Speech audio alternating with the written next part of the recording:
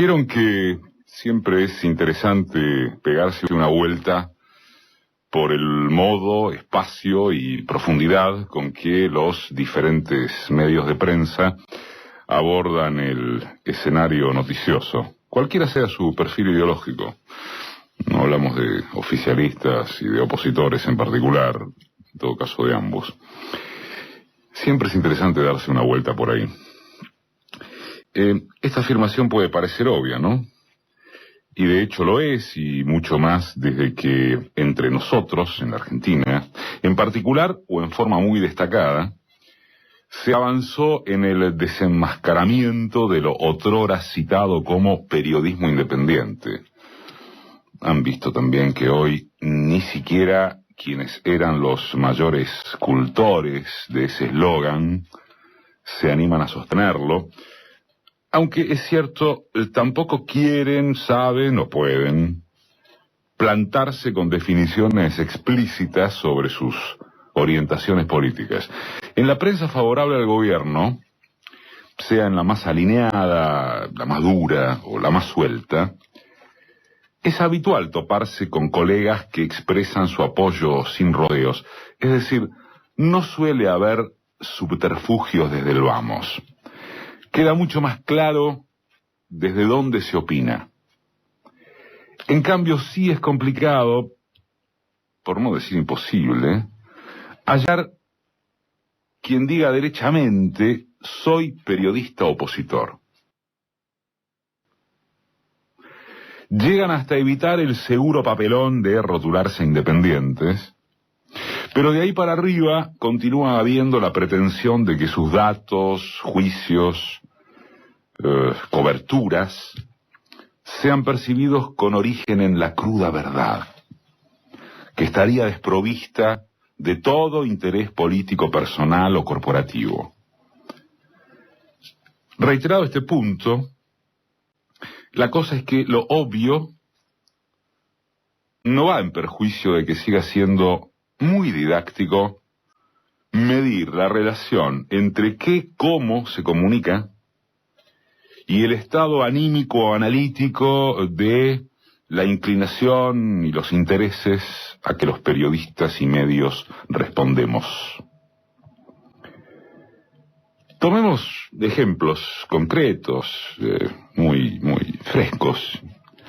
Desde el último diciembre, cuando quedó cristalino que inequívocamente el gobierno comenzaba a afrontar, y así sigue, una de las etapas o momentos más difíciles, peligrosos, desafiantes de toda su gestión, desde 2003.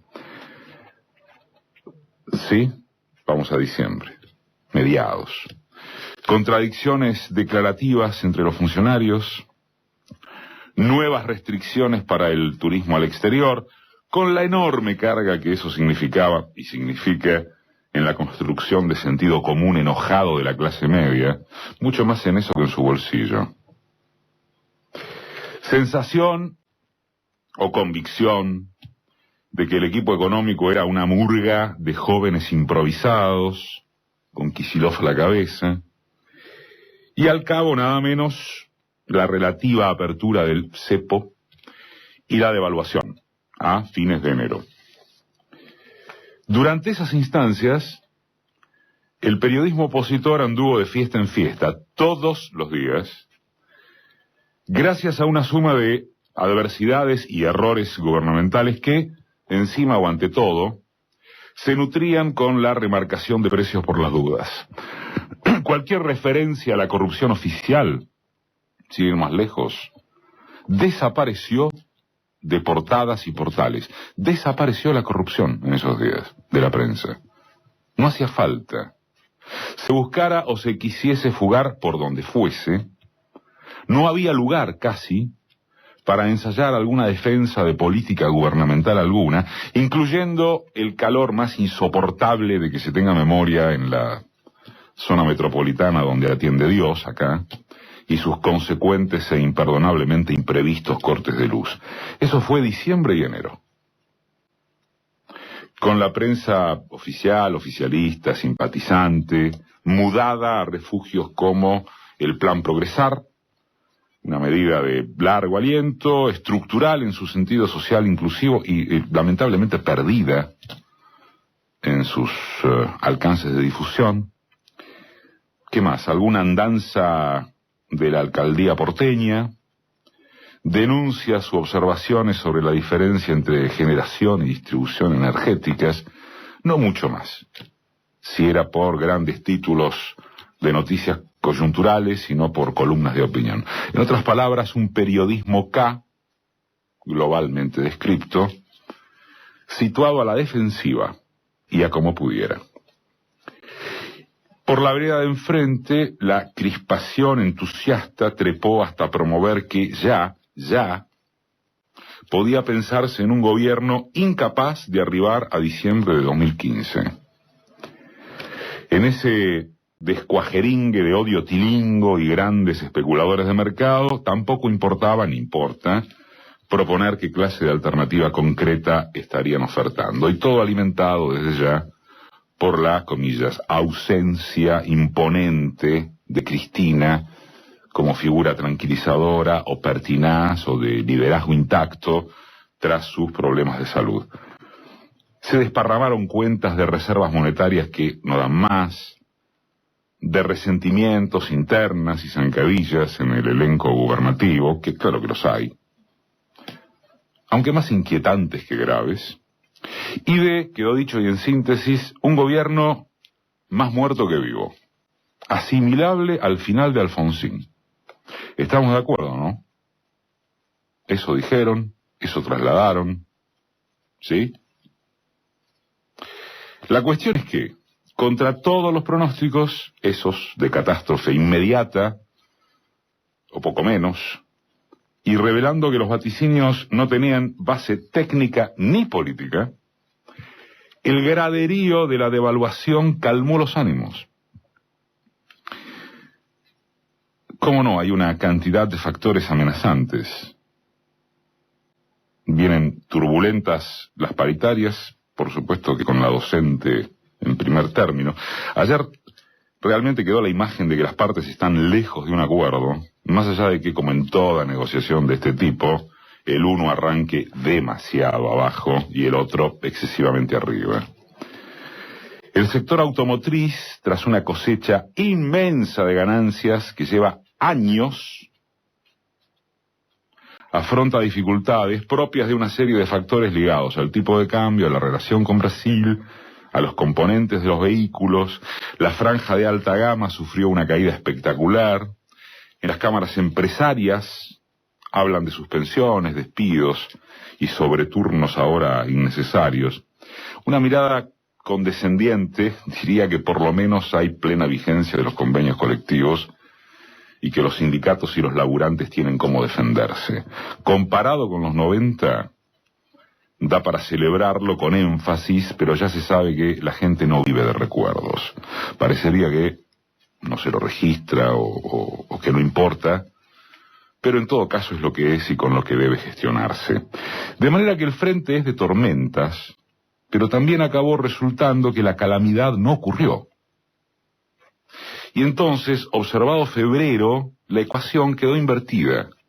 De un mes para otro, de un día para otro, en los términos figurativos que se emplean para describir situaciones de esta naturaleza, entre que la sustancia estructural no era la que decían, y que el gobierno retomó la iniciativa, incluyendo algunas acciones de concientización en torno de cómo se forman los precios, que parecen tener alguna efectividad, pasó que el periodismo favorable al gobierno se siente más confiado, y el opositor volvió a vudú, la inseguridad, que el insomnio ya es una epidemia y que siguen zarandeados los cargos en el Consejo de la Magistratura, tema que alguna vez hemos dicho, como se sabe, no deja dormir a toda la sociedad.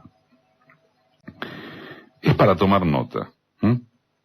Nadie dice que las idas y vueltas de cómo se manifiestan los medios determinan aspectos centrales, pero sí que sirven para establecer cuánto de profundo tienen algunos de sus análisis, y especialmente en un país donde son los medios enfrentados al oficialismo quienes vertebran la agenda de la oposición.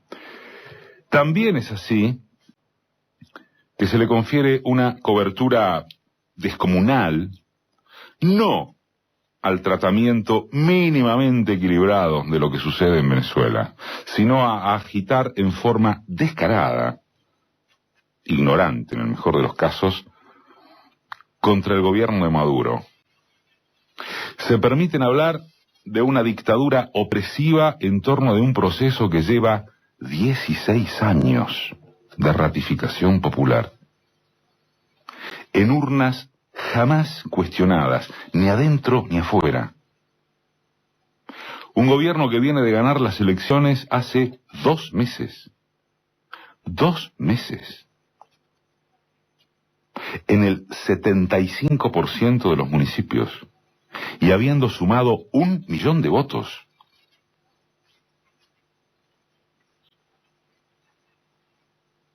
El presidente venezolano dio ayer a la tarde, seguro que alguno de ustedes lo habrá visto, el único recurso era Telesur, por supuesto, dio ayer a la tarde una exposición y conferencia de prensa ante los corresponsales extranjeros en Caracas.